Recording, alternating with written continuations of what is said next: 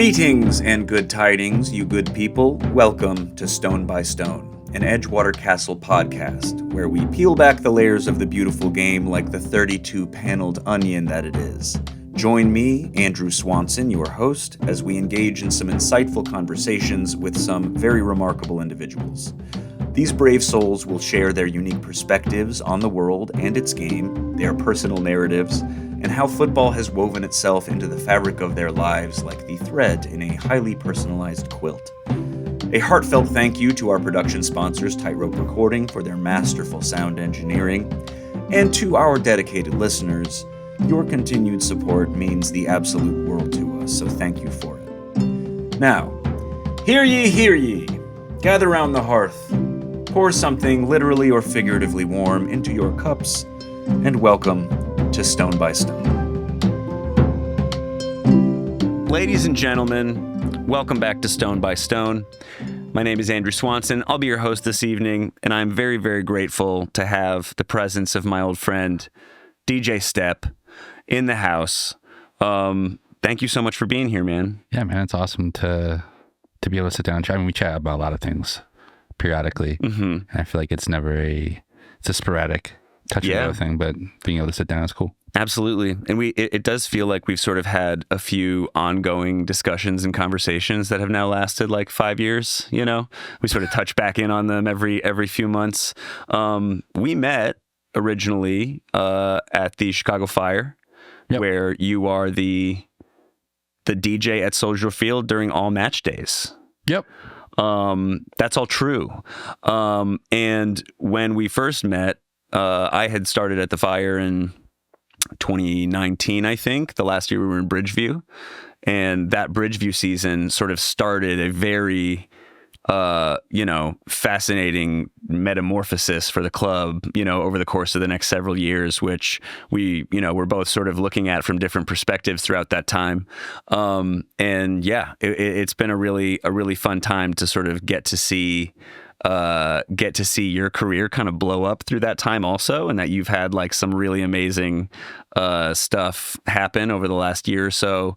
I obviously follow you very closely on all the social media platforms and all that, since you're not in Chicago all the time anymore. But why don't you start off just telling me a little bit more about kind of your upbringing and how you got into soccer at first, and sort of, talk me through, the early stages. Yeah. I mean, well, first, thanks for saying all those nice things about career stuff. That's sure. Capital C word. That's scary. Career stuff. Yeah. But yeah, so the role with the Fire kind of came from sort of like a natural marriage of two things I'm really passionate about, which was music and then, obviously the game of soccer.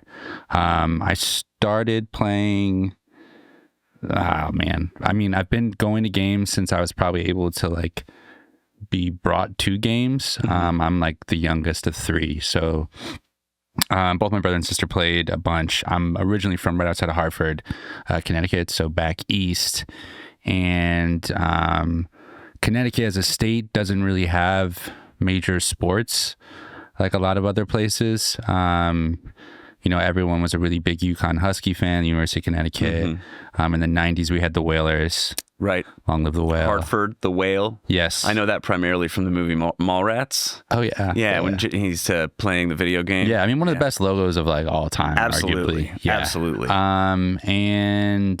So soccer in New England and then soccer in Connecticut was always really big. I guess you could count the Patriots, but like that's all of New England. It's not specific to Connecticut, right? So soccer was always a thing my siblings played. And so I would be dragged to every game as it was only there for the orange peels at halftime. Yeah, of course. And then from there started playing club soccer. But pretty much like every a lot of the major milestones of my life could some way be connected to the game. Like my first job was at an indoor soccer facility, like working the concession stand. Yep. Absolutely. I think as a kid, like if you don't have the means, but if you do go on trips, but like some of the biggest trips or road trips for me and my family were going to tournaments to support my brother and sister. Yep. So like a lot of the outreach things, or the way that you interact with people, and the first time you meet people too, through like, you know, AYSO stuff, or smaller leagues as a young kid is through the game, right? Yep. So yeah, that's kind of how I got introduced to it. I played in varying levels of degrees of skill level. Club, school, like... Yeah, club. And then high school is also really big. In Connecticut, you really have, it's separated the same way out here, I think, in Illinois, by classes of how big your school is. Right. And I was from a town that was, this is, the minutia doesn't matter, but it's one of the biggest schools in the state, right? So oftentimes we would be for preseason playing private schools, and private schools have the ability, because they're tuition based, to recruit. Mm-hmm. So they would be recruiting from all over the state, mm-hmm. you know, country, right? Yeah, but they've got the funding to like put into recruiting, right? Yeah. But our public school, because of the skill level and the investment, and like I don't know if you want to say heritage, that sounds silly. Sure. In the United States, but right? the importance the they put, the importance they put on the sport. Yeah, the grassroots of it would always pretty much, you know, wipe the floor with these teams every single year. Mm-hmm. And even one of the biggest actual outdoor soccer spring break tournaments was actually held in my town. And growing up, I would work at that. Mm-hmm. And my dad actually was the president of our local soccer association of our town at one point. So it's like very intrinsically a part of your family. Yeah, I mean, so we have been doing stuff, and I honestly shout out to my dad and stuff, because he was a person that, you know, very much of like our parents' generation, boomer, where they weren't soccer people per se. Mm-hmm. They were baseball, football, but as soon as their kids took an interest in it, they just like rolled up their sleeves and they were like, "This is my I'm going to learn everything I can about this." And so he ended up doing that, and then that kind of put me in a place for high school. My high school team, my senior year, our class was ranked 4th in the country, I want to say, by Adidas for like high school teams. Damn. And we lost in the finals, I want to say, of my our state championship. So we didn't lose that whole season except for the last game. I bet you're over that. No, I mean, like, it's one of those things that I think like because it reminds me of like, we were like, to me it was like the soccer version of like a Friday Night Lights, like a Texas football situation where like state finals for soccer, you have 5,000 to 10,000 people at a high school soccer game. Yeah. Like the entire, so I mean, I think that's the biggest experience that you'll have as unless you go on collegiately. I played over and that's kind of why I came to Chicago. I was a big music fan. I love jazz. I love, it was kind of hitting on the same era as like soulful hip hop. Mm-hmm. So like the Chicago era of the Lupe Fiascos, the Commons, the Kanye Wests of that time. Yep. No ID, Crucial Conflict, all those ones. I had never been to Chicago. And then when I was looking at schools, I was thinking about playing college soccer, but I wasn't like a star on our team. I was probably like, I was a starter, but I wasn't someone that was, I was like a necessary person to have on a team that's a championship team, because they would do the dirty work. Right. But there was, my highlight reel would be like me running ferociously back from fourth. So there was there's no payoff there. There's a couple of schools I got recruited at, but I didn't like where they were. And then I got a scholarship academically to go to Chicago. Had never been here. Showed up for an early decision day, and then just said, I'm going to go here. Yeah. And started playing club soccer here. Club soccer in Chicago for colleges is pretty serious. You travel for it. Mm-hmm. In my freshman year, me and actually one of my roommates were the only 2 people that actually made the team as freshmen. Mm-hmm. And the DePaul club team at the time had been kicked out, of all the leagues they were in for fighting the upperclassmen. So me and my friend worked on trying to get us reinstated and back in the good graces of the rest of the Midwestern club teams. You had to go to the federation on your knees and be let back in. Absolutely. So I did that for a little bit, and then ultimately, the music thing kind of ended up sort of fusing into that as well. Yeah, absolutely. So what year did you start at DePaul? So I came here in 2009, and then by the grace of a higher power, made it through 4 years, and and then got done in 2013, and then pretty much stayed here the whole time afterwards. But continued to play. The club team turned into filtering into I guess pub league teams or men's league teams, and that's when I got picked up by the Globe, who had a pretty long-standing men's team that actually played right by here on Montrose, in a pretty competitive men's league for what it is, right? And so did that for a number of years, and a lot of the major friends I had or people that I got introduced in the fire community and just in Chicago were part of that. Part of that like initial jump. So like I said before, kind of tying it all back together, a lot of the major moments are like friends you make. Well, they may not be the primary person. The avenue or vehicle to getting to that person was always something that was kind of soccer related. Right. It's like things in other areas, you make connections with people, and like the door in was soccer, but your relationship might be about something totally different, right? Yep. Yeah, that's definitely the same with me. I have a very random quick story, but my wife's residency director ended up randomly being our goalkeeper coach's wife. So like she was in residency for like 2 months, and then realized that her boss's husband is Stockton, our goalkeeper coach. Yeah. Like she knew Stockton for a few years already. It was just one of the most random things ever. But that's what the game feels like it does, is it like provides this island between bridges from other places, and it just makes things so much easier to have context with someone for, right? That's awesome. So when did you start? You moved to Chicago in 2009. You sort of stayed here since then. When did you really start getting into like the DJ scene and the music scene more directly yourself? Yeah. So I mean, when I was in high school, like the music bug thing kind of started there. I played trumpet for basically grade school on, and we're like in regional bands and stuff, really into jazz, really into, just all kind of facets of that. And then I came to DePaul and played, but like when I got to DePaul, they were at very much a crossroads. Now, if you go by DePaul's campus, like the investment in the theater and music program is like profound, and like it looks like that theater building looks like a character in a Pixar movie. Yeah, it's like the Emerald City. It's like crazy. Yeah, it's really beautiful, but like that didn't exist. McGaw was the building that used to be there, and it would look like a cheese grater, and that building was actually created to be riot proof. That's why the cheese grater mechanism was there, because it was actually metal shielding that would go over the glass from the Chicago riots. So it was a direct, like essentially it was a bunker that we lived in, or that we went to school in, and part of the music classes were in town. Yeah. So I played trumpet here, but then I realized I'm definitely not good enough to be a professional.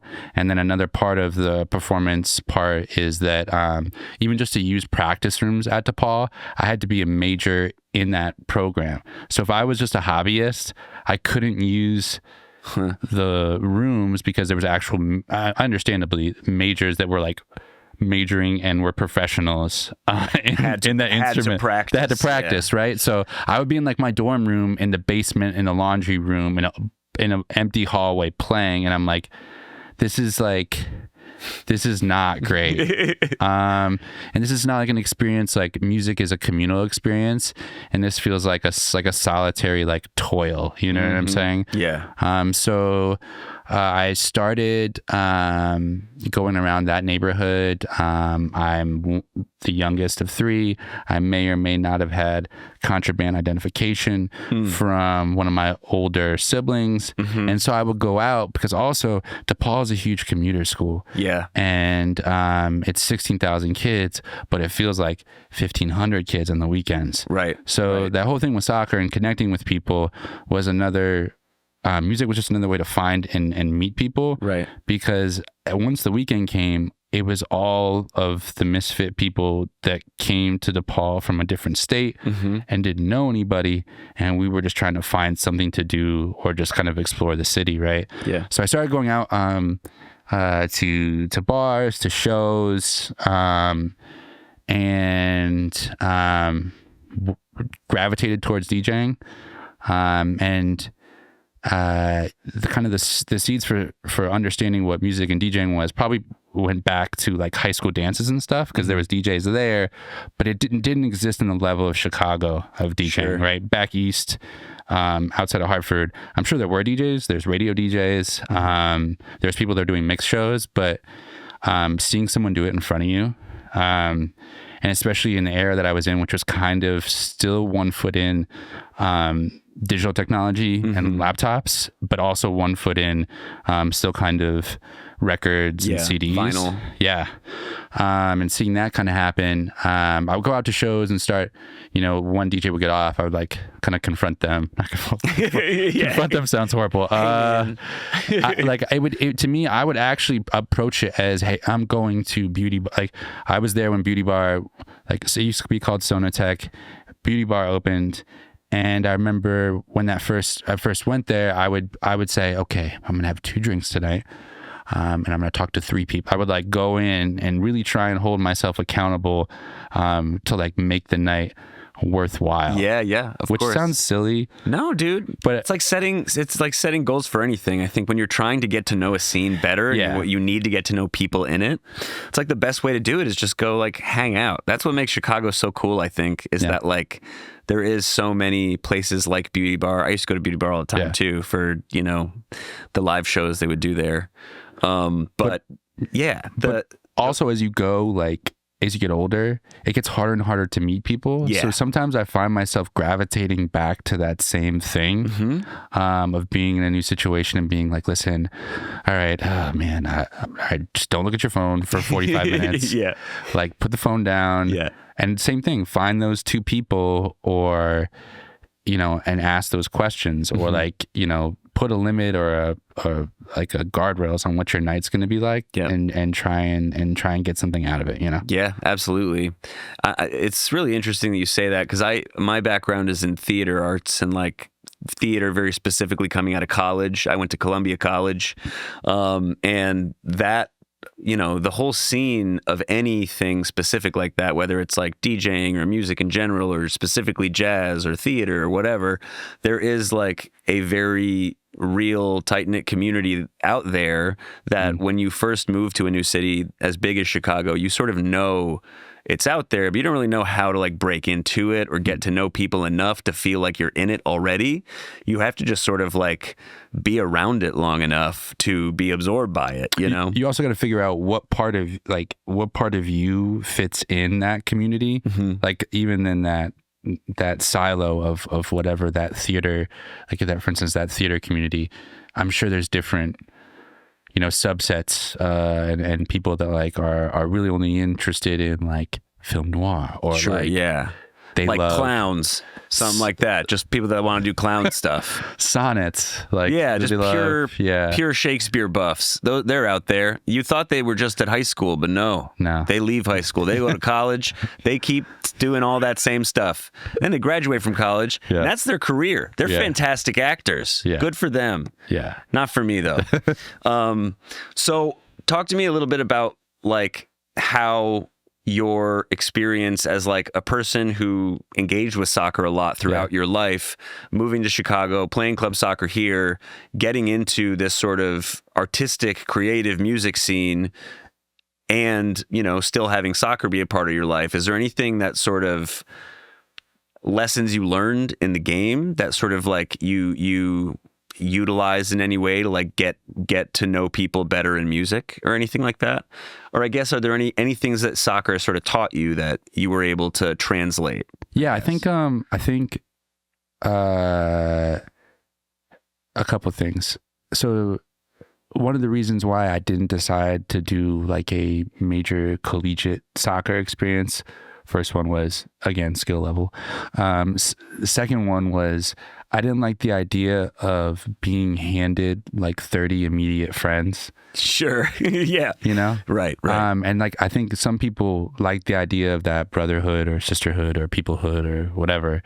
And I think with the game and with soccer, the repetition and the understanding of approaching it, I don't know if it's necessarily academically, but technically, the same kind of idea that you would apply to repetition for that ultimately had to be translated and kind of distilled to be able to do well, or get a head start musically with DJing. Like, you know, I'd be out in different communities and talking to people, and a lot of people would just shrug me off, right? And it's the same way with soccer. Like if you were playing club soccer in Connecticut or whatever state or community you're in, you know, you would try out for a team and you may not make it that session, or you would be in their indoor session, but then the indoor session team, it's two teams, and then the outdoor session, they would collapse or the best players into that session. So you don't make the outdoor session. So now you got to go play for another club team. And then you got to try back out again. And then some of your friends made it, but you didn't. I definitely bounced around on a bunch of teams with stuff like that. But you also take that idea of persistence and you kind of apply it to the meeting of people or getting into that community too. Because same thing I was saying with going out and meeting people and kind of setting expectations for yourself. There's plenty of people that said, like, I don't want to talk to you, or, you know, they just don't have the time, or they had a bad night, or maybe their set, something went wrong with their set and they're kind of like irked about something, or maybe there's just generally are not in the open space to like accept new people. Yeah, you never know what's going on with right? people, right? But then I met a group of guys, my friend Matt Rowan and then my buddy Emilio Abadia, that kind of became my mentors, because I would go to their sets and they would be some of the first people that would like actually answer the questions and let me hang out and let me kind of hover, which like in retrospect, being a DJ now for over 15 years, like, you know, that behavior is frustrating. Like it's like anyone that's like over you, watching you work, is they let you be a clinger, you know? They really did. They let and you in retrospect, it wasn't great. But hey, man, it's so important. Like, having people that are willing to be patient with you when you need mentorship and you need advice and stuff, like you absolutely need to. And I think a lot of people probably don't get that support because they're too afraid of that opinion, right? Yeah, or just being willing to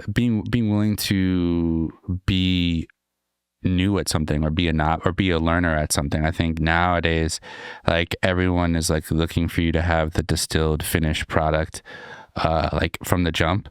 Like the same thing with you know, learning soccer and learning, you know, tactical stuff, you know, learning type of strategy, or like leveling yourself up as a player, or on teams. Like the same concept would be to music, is that you weren't going to get a certain scratch technique or a certain, you know, mixing ability or a certain routine without kind of that persistence or just talking to people. So, you know, I ended up working with those guys, and they were like, listen, we're in a phase where we're taking all our records and pushing them to digital.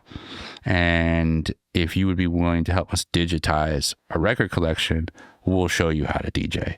And then you also, if you do it correctly, the digitization, you can keep the digital versions of those records too. So I like essentially leveled up, like, and would have records that a lot of guys or a lot of gals that I'd be DJing with, and, you know, cause I wasn't really getting booked places yet, but like college communities and parties, I had such a immense archive, and leg up on people, but it was just from asking and putting yourself out there and you know, allowing yourself to just be a learner. You know? No, I love that, man. Be a learner. That's so smart, because like the amount of things that you learn from from actually taking a bit of a risk on something that could in theory make you socially feel awkward or embarrassed at like needing help or whatever. Like you absolutely need to ask people that know more than you to help if you don't know things. Like the amount of, this is personally like just speaking with Edgewater Castle and running the club, like the amount I did not know about soccer was pretty much all of it. Yeah. Right. When I started this club, like I knew basically nothing about it. And every single person I've talked to has had more knowledge than me about something. Right.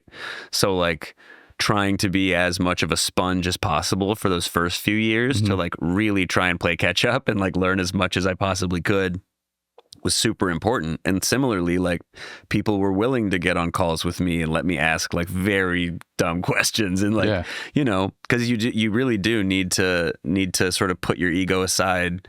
If you really do want to get better at stuff and really do want to improve, like you absolutely have to just let people be smarter than you at stuff and teach you things. And yeah, be a learner. I love that. So when did you start with like specifically DJing in soccer?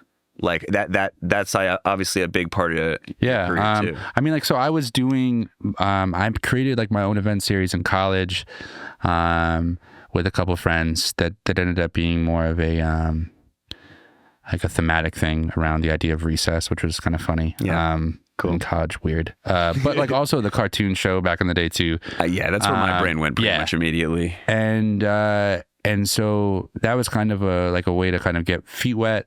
And then the guys that I worked with, Matt and E, worked at a booking company that would essentially take larger organizations that needed programming for venues and handle like the scheduling, the micromanagement of like programming of what you should and shouldn't be playing at a venue. They would taste make for a venue. So your sonic identity looks like X, Y. All right, we're going to take and put 60 to 80 records together, give them to DJs, make sure that they have the sense of what's going on and let them kind of paint in broad strokes of what their situation looks like. Cool. So I did that for a while. I was doing club DJing there, up in Boys Town, up in River North, the like the beauty bars of the world, some events. And then I went to a game actually with my club soccer team to the Fire. We took like a really smelly yellow public bus that we chartered out there. Nice. And it was like, at the time, it was probably like 2014, 13. Actually, no, it was earlier than that. So 2012. But it was like, at the time, for the era of the Fire we're in at the time, it was a classic Fire game. Yeah. 0-0 tie. Hell yeah. Like no goals. And then you got back on the bus to Bridgeview. But it kind of sparked something because, I was on I ended up going and from the club team to the pub team at the Globe. And then someone who became a good friend of mine, Patrick Stanton, who was like an absolute kind of pivotal Section 8 supporter group member, and was in various like subset groups as well. Very well connected individual. Yeah. Patrick Stanton. And he kind of got me coming to like off and on more games. And then the girl I was dating at the time, also her family had been in Chicago for years and had gone to games. So I started going more frequently out to Bridgeview with like my club team, or with my pub team. And then my brother one year got me season tickets actually as a gift. Yeah. Which is wild. We were in England together. We're Manchester United fans. Yeah, we'll get to that. Yeah, and we did this thing. I'm always like really super thankful for my brother because other than being like, obviously like a best friend, at college you have like little to no money, right? Yeah. Like and even as an adult, like there's months where you're like, all right, well, this thing moved this way for this bill, that thing, and you're still managing life, right? But at like a really early age, when my brother started doing well with his career in New York City, like decided to just do something for the family and did one of those. It was XL tours, which is like you go to England and it's like 2 games in like 3 days, basically, right? Yeah. And so it was my dad's. Fully planned for you. You just make it happen. Yep. It was my dad's. I want to say it was my dad's 60th birthday. Sweet. And good job, older brother. Yeah, he crushed it. And so when we were there, actually no, it was the second time. So it's actually for my mom's birthday we went, and we were on the top of the London Eye. Mm-hmm. And it honestly sounds like a proposal video, if I'm being honest. Like, we're on top of it, like the fireworks came up. Well, instead, he gave me a sheet that had Sean Johnson on it, and it was my season tickets for the fire, which is like hilarious. That's so awesome that he like picked a really specific moment. I love that. Yeah, so I don't think I've ever told anyone that. I have like a photo of me on top of the London Eye holding the sheet up, being like super stoked for it. That's awesome. So yeah, I was a season ticket holder for a year. And to celebrate, I just decided to put like almost like a mini mix together, which was DJing. I had gotten to a point at that point where I was playing in clubs regularly, like bottle service, top 40, like open format. So you're playing absolutely everything from house, hip hop, rock music, pop, like everything in one night. And these are like long sets, 5-6 hour sets. So you're the first thing people see and the last thing people see at the same time, right? So it was like really cutting my teeth in like the club and industry and in downtown in Chicago. And then got this opportunity to be a season ticket holder, and I wanted to kind of celebrate it. So I made this little mini mix that had like Heat related samples in it. So it was everything from like Johnny Cash's Ring of Fire, which is a huge song for the fire. And then like, a Lil Wayne record, like, and then Snoop, Drop It Like It's Hot, and just like intermixing things in like that into it.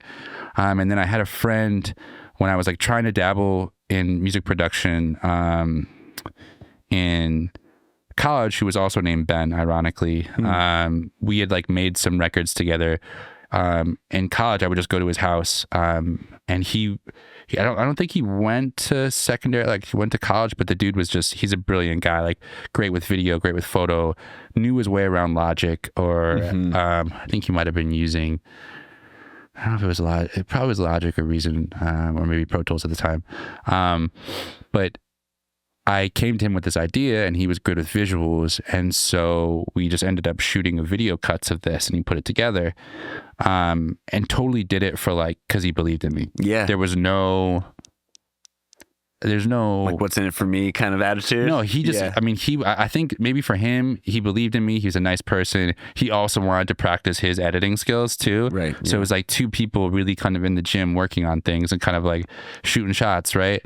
And I put it out on the internet. Didn't really expect anything to come from it, but I also, like from a hustling perspective, was like, I've been on the internet long enough where I know kind of like the insular MLS, like jokingly, it's called like the MLS sickos of the world, like the people that are like really into American soccer, right? Yeah. And I know what those digital outlets are, so let me slide this to those folks at the time and see if they think it's interesting. And a lot of them were like, I've never seen someone do this before, so they reposted it, and then eventually the club saw it, and then they're like, we'll have some of that, please. Yeah, and then they reached out to me and said, hey, listen, we have someone that's doing music kind of right now, but they're just like playing stuff off iTunes. It's super antiquated. The idea of DJing in sports existed, like in basketball teams and stuff. Yeah. But probably not in like soccer in that context. And they were basically like, yeah, we want you to do it. And I was like, wow. Yeah. I was like, what happens to the other person? I'm like, well, we're going to have to let him go. Yeah. I was like, oh man. Can I swear on this or no? Yeah. I was like, oh shit. Yeah. Like, I feel so bad. I'm like, I'm kicking somebody out. But also at the same time, I was like, predator or prey, my friend. Yeah. It's also cold world out there. I mean, like if that person was just playing songs on like a click track. Yeah. I mean, dude. You can't feel bad about just being better at what you do. But it was like, it was like you come into that, and at the time, MLS soccer was a lot like minor league baseball. Yeah. Like the experience, but it's still great. County fair vibes a little bit. And I even grew up like watching like semi-pro. Well, they were pro, but like below MLS as a kid. Like it was called the Connecticut Wolves. Like they would I would go there with my dad and my brother. My dad would essentially like let me off the leash, and for 90 minutes, like I could eat as much popcorn as I wanted to. I could run around, like almost kill myself in these wooden stands. Yep. You know, someone would fall and they would a fall would happen and someone would hit the like I've fallen and I can't get up like sound effect. Like nice. It was like they were trying to add like a theatrical version. But so the same thing kind of existed, I think, in early MLS. It was trying to make the game fun, approachable to families. Like I remember at the time it was like Sparky. When Sparky comes out, we play Who Let the Dogs Out by Baja Boys. Oh, of course. And I was like, we can do better than this. We can make a cool remix of that if you really want to keep it, or we can like, and I've talked about this a lot, and with other questions or platforms and stuff before, so I don't want to beat over the head. But like Chicago is such a music epicenter that like you're doing a disservice to like the people that are your own brand also. Yeah, and so I think we as the team like modernized and like I was kind of able to raise my hand a little bit more and offer more of that feedback, and try and kind of fight the good fight where like you know you have people that are supporters, you know, on the opposite side they may call them consumers, but to me like the grassroots are people that love the game and continually go in and out. They're a lot less, they're a little bit different than someone that like gets a pike roast every day at Starbucks. Like there's something mechanically and like metaphysically different about that person. Yeah. There's something different about a person that with their spare money and time don't want to go to the Caribbean. They rather go to Columbus, Ohio for an away match. You know what I'm saying? Those and not to say that's like it's saying, because I've, as a supporter, as a season ticket holder, I've gone to Columbus, I've gone to Minnesota, I've gone to preseason MLS games, right? Yeah, that's dedication. You are a sicko. You are a fucking sicko. And I'm proud of it. I'm proud of like, because it's, you know, you think about like Europe and teams out there, like the level of dedication you have to have and the amount of travel you have to do in some cases just to support your team. It just dwarfs anything that they have an understanding of over there. It's true. And like the geography of this country is one of the things that makes the game here so hard to compare to other places. One of the many things. But the fact that, you know, the Eastern Conference is like the size of 4 or 5 European countries, you know, it's a very, very big place. And I wonder too, because, you know, we do live in a time, I'm curious to know what you think about this. We're going to take a break shortly, but I've got a couple more things I want to touch on before we do. I'm curious to know what you think about the sort of very obvious, like, cauldron that we're in with soccer in the US, where things are growing and more money's coming in and like the attention is increasing and so on and so forth. But the ecosystem as a whole isn't necessarily, in my opinion, like less confusing or hard to kind of wrap your head around as a normal person, as a non-sicko, right? Yeah. When I start explaining like how soccer is going in the US, I end up sounding like Charlie Day with the string on the wall, like. So yeah, what's your sort of take on like where things are at right now, and you know what's good or bad or both? Yeah, I mean, I think like it's really easy sometimes with the second point you made about it being like convoluted and kind of confusing, and on my worst days I think about it. And I get overwhelmed by the fact and get like turned off by the fact that there's just it's almost excessive sometimes, right?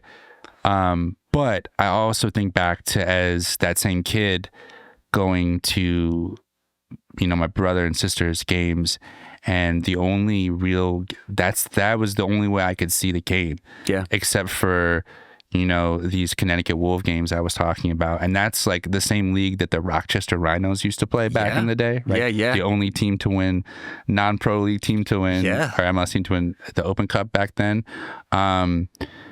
So was that NASL or was it NPSL? It was NPSL. NPSL. Yeah. Okay, so like a crazy subset of a genre of a genre of a genre of soccer.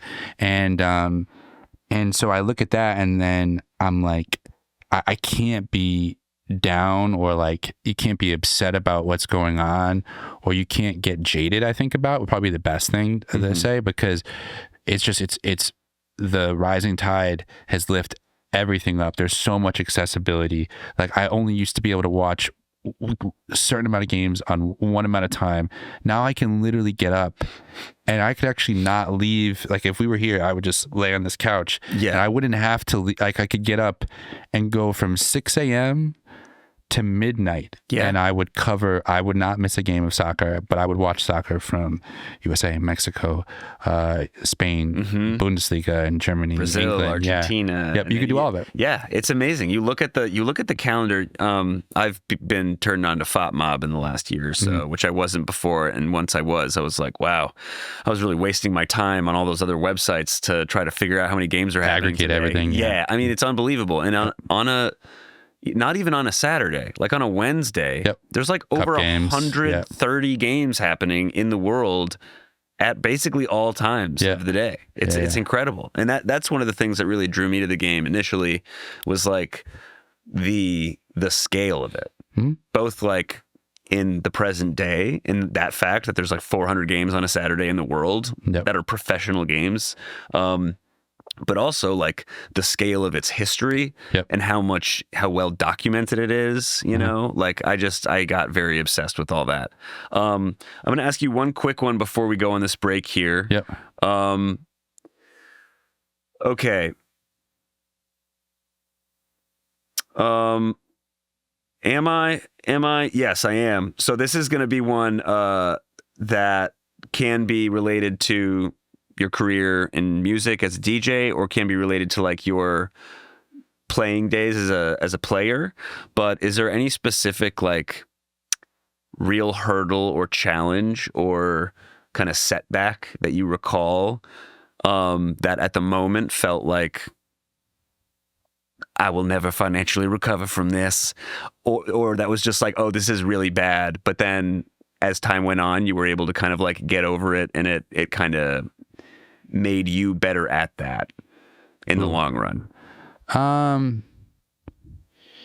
Yeah, I mean, you could look at it either way. Like on the playing side, like the losing, like state championships or everything like that. When something like that's like the epicenter of your world and that happens, and then it becomes obviously like an implosion of like kind of your career. I mean, it seems silly saying this, but it's a high school career. Let's be honest, totally. right? But I think when you attach your identity to something like that, especially in like a small town, then the validity I think doesn't measure up to it, or like you don't get the reinforcement. It can seem like, well, then what have I been doing this whole time? And that same concept honestly can apply to music as well as sports, right? Like, what I do now, there's not someone really else doing it. Like in here, I would argue in some cases nationally. And so when you have a really narrow or specific skill set, but you also have a ability to do a bunch of other things as well. You don't have a person to talk with about like even just regular obstacles or just characterizations or creative decisions. You kind of are just sitting there like meditating on, well, should I do this break or this cut in this direction? Am I applying my dance floor knowledge to a stadium, to the cue of an announcer, to the relatability that I just talked with 3 of those players after training last week and they liked this record. And so I need to like weave that record into the last 15 minutes before they go in from their warm up.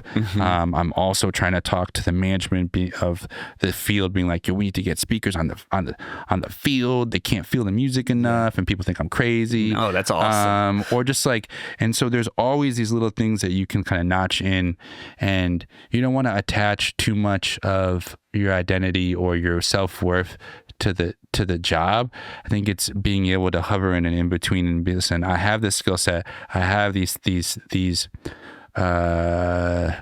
abilities, and I have this unique perspective, and people should want to work with that, and people should want to cheer for that and be a part of that. But you also have to realize that not everyone will be on that ride with you, or not everyone's going to get on that, that bus or that kind of train with you and go to that destination. So you have to kind of be willing to be like, all right, follow that, whatever that North Star is, or that thing is for you. And there will be ups and downs with it. But as long as you kind of figure out what that North Star is and keep shooting for it, you're gonna get to where you need to be. What a perfect answer, DJ Step. Sweet. Yeah, no, that was beautiful. We're gonna take a quick break, and then we will be back from a very brief message from our sponsors, I hope. Okay, great. We are back, folks. Thank you for your patience. Thank you to our sponsor for that amazing ad read. We love your products so much. DJ Step, still with us. Thank you so much for joining us. So I've got one quick bit of advice that I'm going to ask of you. For me, you're a very fashion-forward fellow. Okay, you got great style. I'm wearing a hoodie and Jordans for everyone thinking about this. Yeah, but your Jordans are very cool. So I'm going to a themed birthday party tonight. Yeah. I'm going to a birthday party, and the theme is Sporty Spice Goes to the Club. Oh, my God. So my whole thing is I'm going to be like a late 90s English club kid. Yeah. Okay. So I have two different jerseys that I've brought as options for this. We're going to go into your being a supporter of Man United soon. Sure. So that might help me answer that question already. But we're going to start with this blue one over here. So, Justin, you've got a blue jersey there.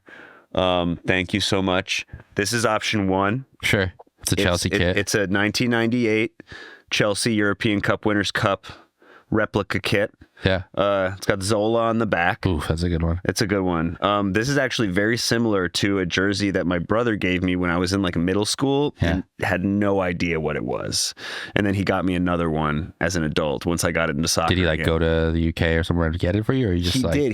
He went to college in Scotland. Amazing. Him and my sister were actually born in Scotland before I was born, but he went back to go to college there, and his roommate was a huge Chelsea fan, so he just fell into that. Yeah, similar experience. I had my aunt went to the UK and brought me back a Newcastle black and white. And before I this is I was so young I didn't have a team that I liked, but it was an Alan Shearer. Oh, wow. Newcastle brown ale back in the day. So cool. Absolute banger of a kit. Amazing. Banger of a kit. Yeah, that's hard to objectively beat. Absolutely. I mean, the fact that didn't somehow make you end up being a Newcastle fan is very surprising. Well, okay, so we're gonna get around to our second one.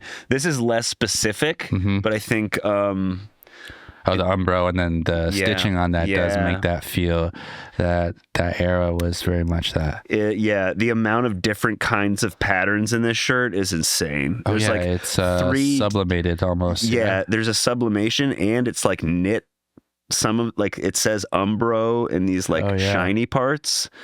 It's weird, man. But what do you think? Which one of these says more to you? Sporty Spice Goes to the Club. I think it has to be the Chelsea one, just because. If I remember correctly, too, they were London galleys. They were London girls. A lot of them were. Yeah, I think Ginger Spice was a Watford fan. Okay. Yeah, who knew? I think the Chelsea one. Yeah. Yeah, the Chelsea one. It is. The other one is cool too, I will say. Yeah, it's very similar, I think, to some of those Man U kits back in the day. Mm-hmm. When did you first get into Man United? It's probably later. As a kid, I was more interested in players, and I think part of that was because your access to soccer. You didn't really get to watch teams, although Manchester United was kind of like a team that did play a lot, right? Sure, yeah. You kind of more so became a fan of players because the team wasn't out in front of you to touch and see, and it was only on obscure Fox soccer channels, and you had to have the cable, which we didn't have for a really long time.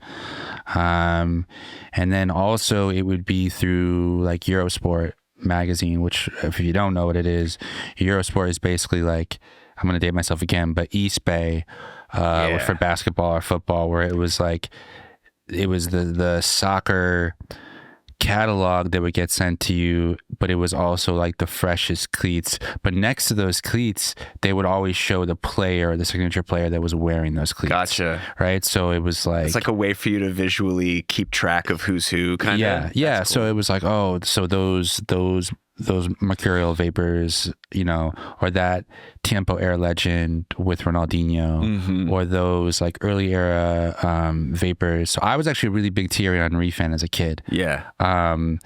And I just really loved his style, and it was like combined with playing FIFA on like my PC back in the day, and then I really loved Ronaldinho too. But it was also those iconic commercials for Nike and stuff that really got me into it. Yeah. And then later on, I think just being a younger brother, but also like the fervor of David Beckham, and that whole like, I don't know, like crystallizing moment with him kind of making the crossover to the States, and just the style of player that my brother was as a kid, like an outside winger that was like more good at like crossing the ball. We kind of all not modeled ourselves after him, but we're more interested in that because just physically, I'm not a specimen, so I'm not a forward. Sure. And I just knew that like if I was going to fit into the game, that was like where I was going to be. Yeah. And also like maybe a decade ago, 15 years ago, the idea of like nowadays you have like really fast, speedy wing backs, like that wasn't really common practice. Right. In like the late 90s, early 2000s. Everyone was kind of bunkering together. No one was really getting too far up the field. you had some of those players, but it was more like the wing back was a functionality of defense as opposed to your first opportunity to spring someone on a counter, basically. Right, exactly. They're not there to get across to your striker, So yeah, I was through him, and then obviously like, it helped at the time. Obviously, United was winning, pretty much everything. But it was just like a cast of characters, and I just, we got really excited about it. It was also funny too, like being from Connecticut, a lot of the names of the towns that we live in were sister cities to English places. Oh, yeah. Right? So like, I'm from Glastonbury, Connecticut. Oh yeah, Glasto. Right? How about that? So I lived in Glastonbury, right? But the town I would play Manchester High School, right? And I had friends of mine that I played club soccer with that went to Manchester, right? So yeah, I mean, there was a lot of those like facsimiles, those similar places. So it kind of just all kind of mounted together, and then I really was interested in Manchester United, partly because of my brother, but partly because of kind of finding my way into a team. And then I was still a fan before that, but it obviously really kind of solidified in going to see those games. Yeah. And the experiences we had, like just wild, like not just regular experiences, like meeting, unknowingly meeting the mascot for Manchester United. Wow, cool. In a pub. No way. With his mask off and stuff. No way. That's awesome. Like just wild stories. Like people chasing us because they thought we had the other team's scarf on, but it was like a split scarf. Like things like that, where it's just like, Yeah, I am not used to this level of intensity. Man, that's exciting. I have yet to see Premier League game in person. That's something I cannot wait to do one day. Who's your favorite Man United player ever? Is it David Beckham? I think so. It definitely is David Beckham. I just watched that new documentary that came out on the Predator. I haven't seen that. Ooh, no. Yeah, you gotta check it out. Is it good? It's about an hour long. Okay. And again, real, I was joking about soccer sicko hours, like real soccer sicko hours. Absolutely. Really, really cool. I love an obscure documentary. Like my wife was like, wait, so you're watching an hour-long documentary about a cleat? Yeah, exactly. It's like, well, it's not just a cleat, actually. Well, I had a pair of these when I was a kid, and just quiet. Yeah, very nostalgic. Thank you very much. Yeah. Was that like the Predator? Was that also worn by Zidane? Yeah. Yeah, he had he was like one of the original people with that. I mean, probably one of the biggest to like perform at it, because technically that technology was very new for the time, and to be able to have something like that coalesce into like the the common consciousness, and for it to be success, you have to have people playing in it and winning. Yeah. And they didn't really, like, in the early years have that. They just had people playing in it. Sure. But Zidane was probably one of the first people who was like, nah, I'm winning a ton of stuff in these things. Yeah, absolutely. Same thing with Beckham too. Yeah. Magicians. It's crazy to think that those two were on the same team for a while. Yep. Like, that's something I sort of forget, is that so many of those Real teams, Yep. that they really do such a good job of making everyone so fucking famous that, like, no one stands out, you know? Yeah. Incredible. I've got a few, like, rapid fire questions for you. Okay. What are your top 3, like, soccer related songs? Either based on their, like, what the song is, its origin, or like what it's for. So, like, World Cup songs, team songs, you know what I mean? Like what it means to me, like, or is it, are you talking to me like what are the top 3 applicable songs that I play or like that I feature? No, I'd say that like you like the most, that like sort of mean the most to you, or you think are like the best songs for soccer, or related to soccer. I mean, I'm gonna veer off a little bit from the easy ones, the low hanging fruit. Yeah, sure. There's a record called the Return of the Trace, that is a hip hop record. The group, oh my god, it's been a long week, folks.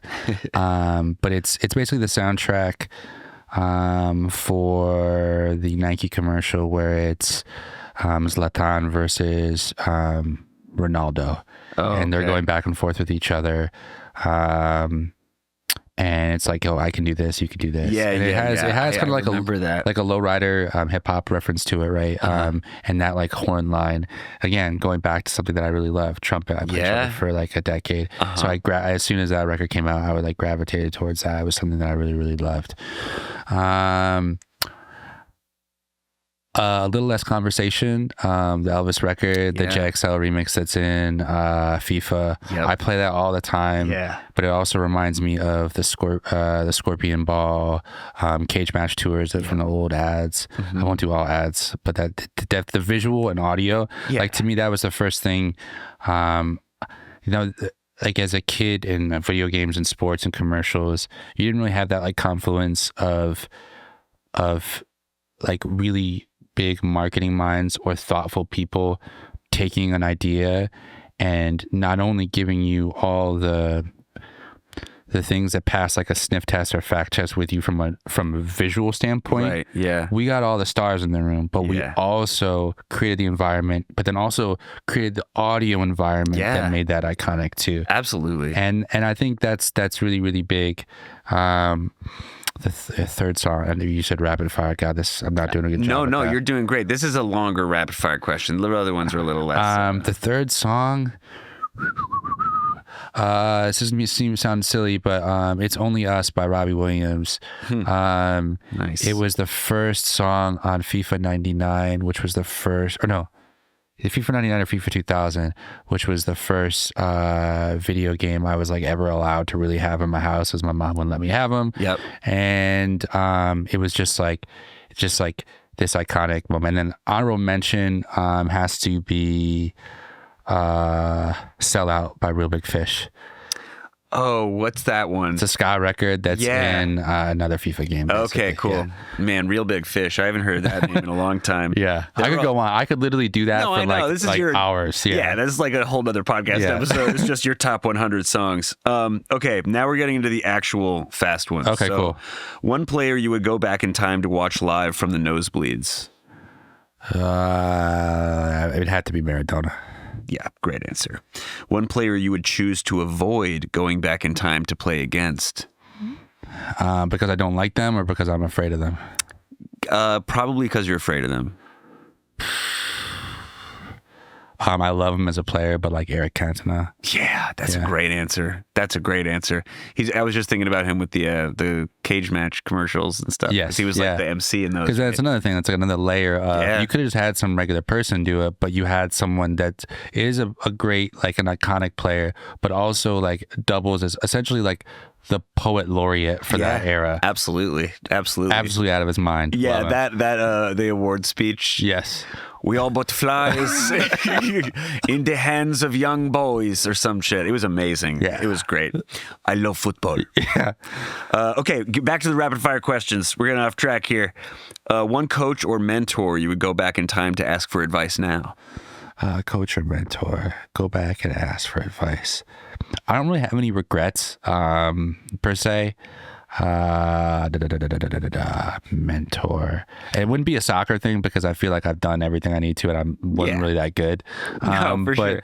But I would say like musically, like hindsight 2020, would have went back to my homies Matt and Emilio and just asked more about, I think, audiences, and like I had such a leg up with working with them. A lot of times, I think for some years, I missed out on some of the grassroots work of like really building a fan base and following sometimes. Mm-hmm. And I feel like you kick yourself for those things of like not developing a mailing list sooner, or like some way to like bring an audience with you to places. Sure. But that stuff is all easily changeable, with a lot of hard work, Totally. Absolutely. And you seem to have done just fine for yourself. Yeah, I figured it out. One city you would move to both watch soccer and for the music scene?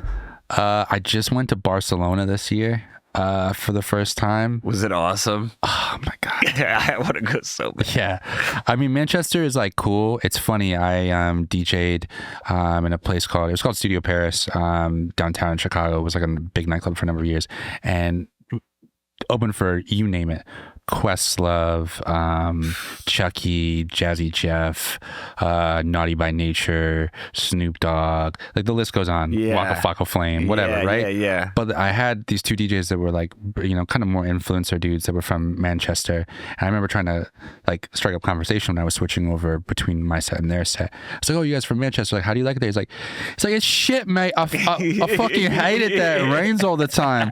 I'm so fucking happy to be here." I was like, and then someone who like kind of sees that as like a holy grail of soccer, and of course, it was kind of funny to hear that, right? But I feel like a lot of people when I was up there did feel that way too. But there's also like this grittiness that I think reminds me of a little bit of Chicago, a little bit of like a Pittsburgh, a Philly. Yeah, definitely. But yeah, Barcelona, dude. Oh my God, yeah. I would love to go there. I think that's a great place for me. I'm a Barcelona fan, so like a supporter. So I would love to go there to just like have a chance to be at games occasionally. Yeah. But also, like that does seem like such a fascinating art scene too. And that like, I know so little about like Catalonia and Catalonian culture outside of the team. Yeah. But I can already tell how much I don't know and how much nuance there is to that. So that would be super fascinating. The match I got to see was Barcelona versus Athletic Club, and Athletic Club has this heritage where only people of that area and that region are allowed to be on that team. They're the Basque country, right? Right. Yeah. So like you have these people that are like to these two really intense cultures playing each other. It was really cool. It's amazing that neither of them are really like Spanish. They're both like, no, we're Basque, and they're like, no, we're not Spanish either. We're Catalonian. And it's like, what's going on here? Yeah, confusing, but amazing stuff. Okay, one last rapid fire question. No. Oh, you got to be kidding me. It's okay. I'm going to find it real quick. Yeah. This is what editing's for. It's cool. Yeah, they're going to be able to deal with this in post. Shouldn't be a problem. Okay, what are your top 3 favorite kits ever? Oh my God. This is so hard. Yeah, I know. This is a tough one to end on. But. I'll do 3 from things that matter to me. Yeah, there you go. So I would say the OG red fire kit. Mm-hmm. It could be like the first year 98 or anything in that 98 to 99 2000 era, because it didn't really change a huge amount between those. That Nike kit, bananas, pre-sponsor. Fire. Yeah, I mean, you can't really mess with that. I'm like a Manchester United fan, but I always liked the weird colorways or different colors. I did like, oh man, this is really hard. I would say the Umbro era Manchester United kit, particularly the red one, or the black with the were two of my favorites. And then the last one, oh man. Would it be a U.S. kit? Yeah, that's what I was actually going for. I was trying to figure out in the myriad of U.S. kits because I do the stuff for USA now, where I'm like, I would say the Total 90 imprint era. I don't know the actual year of it, but the era in which, like, for Nike stuff, when everyone was on that Total 90 template era. It's like the numbers in the middle. Yeah, I have like a navy blue one of those that was actually like a really big thing for me to have, and I'm just really excited about it. Yeah, that's amazing. Good answers. So Ben, thank you so much for being on the show. It's been amazing to have you here. What else is going on with you that you want to let the folks at home know about that's coming up, or any shows or anything that you're going to be playing at? Yeah, I mean, kind of depends. When where this they airs. are in the world. When this airs. So to start 2025, I'm gonna be in Miami with the men's national team, and then in Orlando with them for their first 2 games of 2025 as a team. That's pretty cool. Which will be fun. And then I don't really know where my situation. Every year with the Fire, I'm kind of in between contracts. My contract's year to year. Right. So I sit here and say, God willing, and I'm doing my 10th season. Yeah, I'll be doing that as well. I'm also started a semi-monthly party in New York called Trophy Lift. That's like a kind of a mixer or like a blender of all the things we pretty much talked on this podcast this whole time, which is music, encouraging people to rock their favorite football kits, soccer kits to a party, and then kind of also because of how soccer is kind of fused into a lot of like just common popular fashion culture now, just bringing people in from all walks of life. You don't have to be a soccer fan to go to this. And where is that at? It's this place called No One Home. It's a venue that was developed by Kyle Martino, who used to play for the Crew and was like a sportscaster for NBC for a little bit on Premier League. So you might know him from that. Oh yeah. But also he's from Connecticut. He's a Westport, Connecticut. No kidding. Yeah. I used to play his high school in high school. Oh wow. I'm not definitely just different eras, but yeah. I don't know if you remember this, but I was born in Connecticut also. Yeah, you were. Where was it? Sharon. No one knows what Sharon is. It's basically like 15 minutes over the border from New York. I was about to say, I thought you said meant like maybe Shelton or something like that. No, Sharon. it's a real place. There's a hospital there. Like named after a woman, Sharon? I guess. Wow. Yeah, I don't know who she is. She must have been very important to the people that started this town. Wow. But I had to go back there before the wedding because I needed my birth certificate. Yeah. And luckily, I was very close to Sharon, Connecticut at the time. So I drove to Sharon to the town hall, and I got my birth certificate. Is that how you get things nowadays? I got to tell you, I was shocked at how low tech birth certificates are. It's like, can you email me that? They're like, nope, you got to drive to the city hall of Sharon, Connecticut. And I was like, I haven't been there since I was born. And they were like, well, you want to get married or not, man? Yeah. And I was like, okay, see you in 2 hours, I guess. But yeah, man, Connecticut generates some wonderful dudes. Yeah. I don't know Kyle Martino well, but he was, I don't know him at all, really, but he was on the podcast. He was on the Cooligans at the United Soccer Coaches Convention. Oh, yeah, that was here a couple of years. It's coming back again, actually, this January. Exactly. That's so bizarre. So that was 2018. Yeah. The Cooligans were there, and they were willing to like interview me and James and like a couple people from Castle, which was super cool. But we were like going to go next. We were going to be up next to go on the show. And then like Kyle Martino walked up and was like, hey, I'm free now. If you guys are free now, otherwise I don't know if this is going to happen. And we were all like, yeah, you should probably do this first, you know, but he was cool. He like took a picture with us and everything. That space he's developed though is so cool. Yeah. And I've been going there since, God, like it's been 4 or 5 years now because I got family out there and we go back and forth. And then also the other collaborator with me on that is one of the other ones is Alexis. So from the awesome. Yeah. He's a great dude. Yep. He's a very good dude. Yeah, shout out to the Cooligans. Inspiration to us all, predominantly myself in this moment as I've started a podcast for my club. But dude, thank you so much. Thanks for sharing your story with us, talking to us about the game and your history with it. Appreciate it. And yeah, can't wait to see what you do this year, man. Thanks, man. Wishing you guys all the best on all facets of the club, whether it be men's, women's, anyone that's playing out there that has an Edgewater jersey or otherwise. Absolutely. Go get it. Go get your merch, folks. Yeah, baby. Perfect. Well, thank you again. And thank you so much, folks, for listening.